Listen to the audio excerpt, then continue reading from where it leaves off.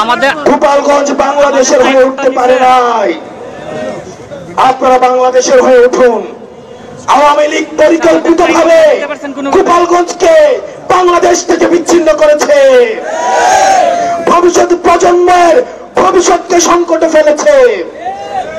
আমরা গোপালগঞ্জবাসীকে আশ্বস্ত করতে চাই, গোপালগঞ্জ বাংলাদেশের, ফেনীও বাংলাদেশের, বগুড়া বাংলাদেশের, বাংলাদেশ এই 64টি জেলার সমান অধিকারের জন্য লড়াই করবে, সবার জন্য আমরা সমানভাবে লড়াই করব।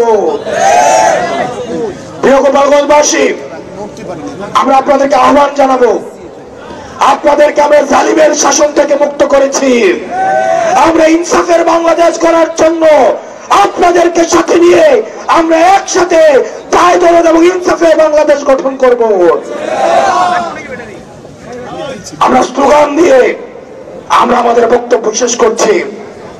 এই গোপালগঞ্জের মুজিববাদীদের মাটিতে দাঁড়িয়ে আমরা ঘোষণা করছি, ওই মুজিববাদের আস্তানা ভেঙে দাও, গড়িয়ে দাও, মুজিববাদের আস্তানা, ইনকিলাব ইনকিলাব, মুজিববাদ মুজিববাদ, মুর্দাবাদ মুর্দাবাদ, মুজিববাদ মুজিববাদ, ইনকিলাব ইনকিলাব, কোথায় কোথায় বাংলা ছাড়, এই দেশ সমাজ দেশ, ইনকিলাব ইনকিলাব, মুজিববাদ মুজিববাদ, এনসিপি এনসিপি।